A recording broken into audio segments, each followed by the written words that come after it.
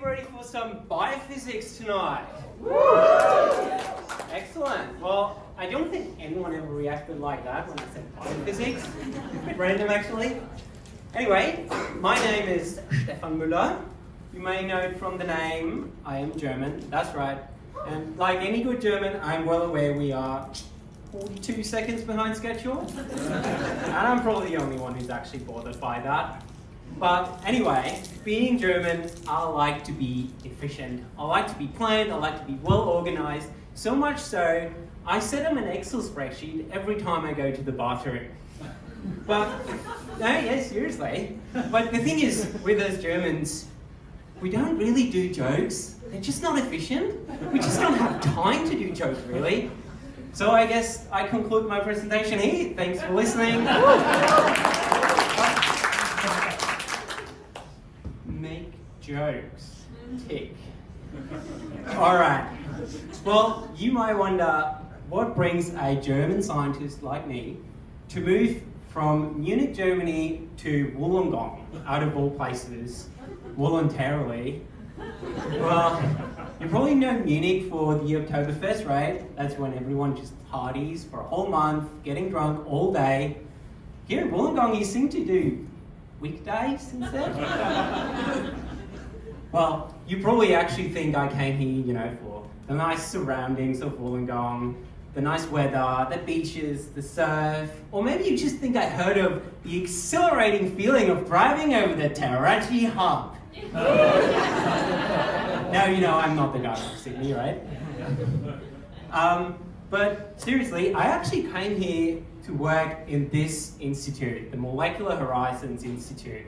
Well, this is a pretty new research institute, new building, excellent energy efficiency ratings, like that.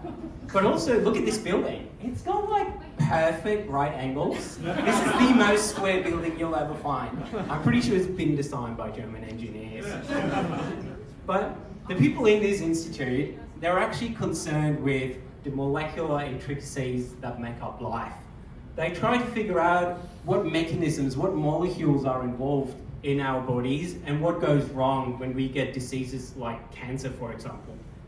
You might think, curing cancer, what's that to do with this biophysics-y thing I mentioned? And I do guarantee you, I never spelled my job title right the first time myself. Well, what's a biophysicist? Bit of a mouthful. Well, thank God we're in Australia, we can just shorten everything, right? I'm a biophyso. So what's a biophyso? And what is single molar biophyso? Why do you need it to cure cancer? Well, let me quickly explain what cancer is. Cancer is a really terrible group of diseases, and actually every type of cancer is quite different. But there's one thing they all have in common. So they all have this uncontrolled cell growth. That's the common thing between all types of cancers. Basically, if you ever live in a share house, I've lived in plenty of share houses in Germany and in Australia, there always is that one housemate. His name is Shano, Shano. This is in the front, party in the back. Shano, right? Showers twice a month, drunk half the time. This is how his room looks, right? Clothes on the floor, dirty, it stinks, utter chaos. But it really doesn't bother me so much, as long as the mess is, contained in Shano's room, who cares? But one day you come home from work, and the kitchen, it looks like this. Yeah. And before you know it, Shano's mess is all over the living room, his stuff is in the garage. In short, the place is uninhabitable. Right? So Shano is cancer.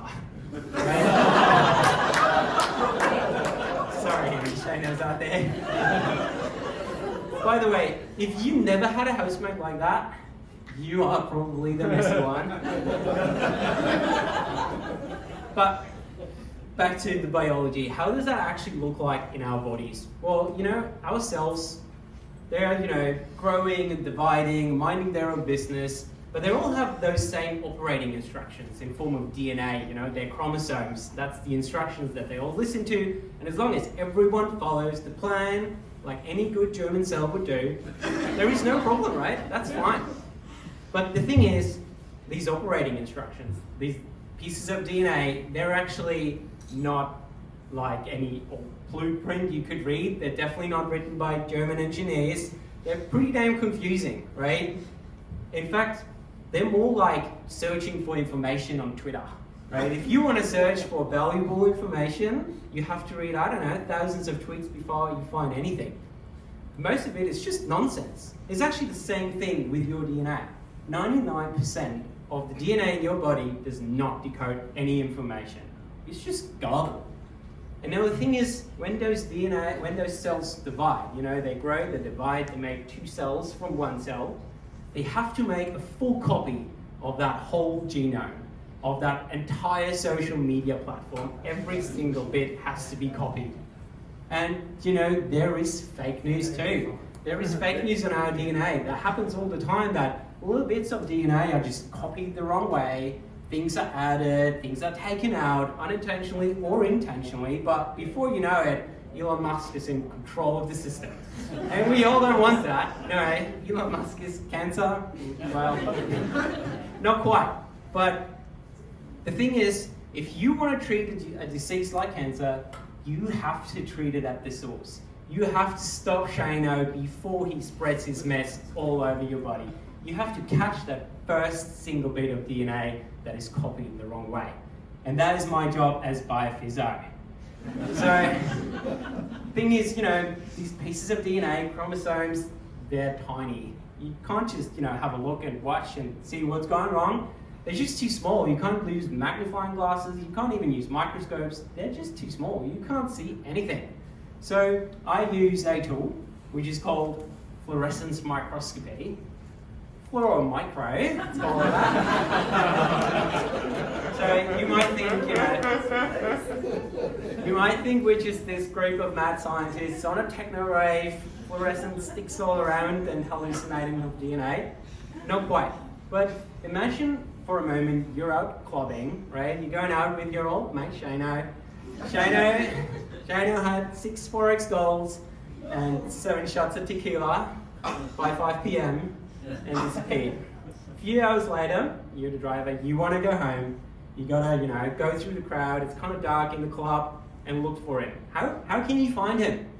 Well, the thing is, you see this one person in the crowd with those fluorescent sticks, and there's only one idiot dancing like that, being absolutely drunk, like there's no tomorrow. Nobody glows like Shano after 6 tequilas, right? So that's how you know what it is. Even though it's dark, you don't need the details. And that's exactly what we do in fluorescence microscopy. We use these chemical fluorescent molecules that we can attach to DNA and other molecules that are involved in copying it. And because they fluoresce and shine back at us, we can actually tell exactly where they are and what they're doing, even though we don't see the details. So how do I do that? How does the everyday life of a biophysio look like? Well, I rock up in the office, 8 sharp, obviously. I drink some coffee. I know what you're thinking. How is drinking coffee efficient? Guys, I'm German, I'm not a robot. Anyway, I come in the office, I go into the lab, I mix up this cocktail of little tiny pieces of DNA and the enzymes that copy it right now in your bodies as well. And I mix them together, I go into this room where our big fluorescence microscopes are. Here's a photograph of me operating one of those microscopes. Yeah, you can't turn the light on. That's a bit unfortunate, can't see much. But what we do is we actually shine lasers at those molecules. Because it turns out, this is an actual photograph, it turns out that if we shine lasers of very specific colors at those fluorescent molecules, they shine back at us in separate colors, different colors. So by using that trick, we can actually identify where exactly what types of molecules are and what they're doing.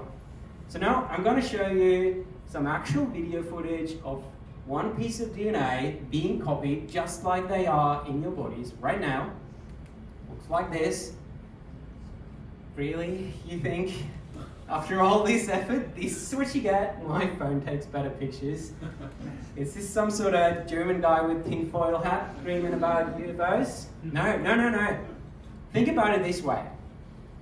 this piece of DNA is 2 nanometers wide. This green string that you see, it's 2 nanometers wide. That is 1/10,000th of the diameter of a human hair. Or in other words, it compares to a human hair like I compare to planet Earth. Or maybe think about it this way. If this is Sky News, this piece of DNA is the amount of credible journalism that comes out of there. Yeah.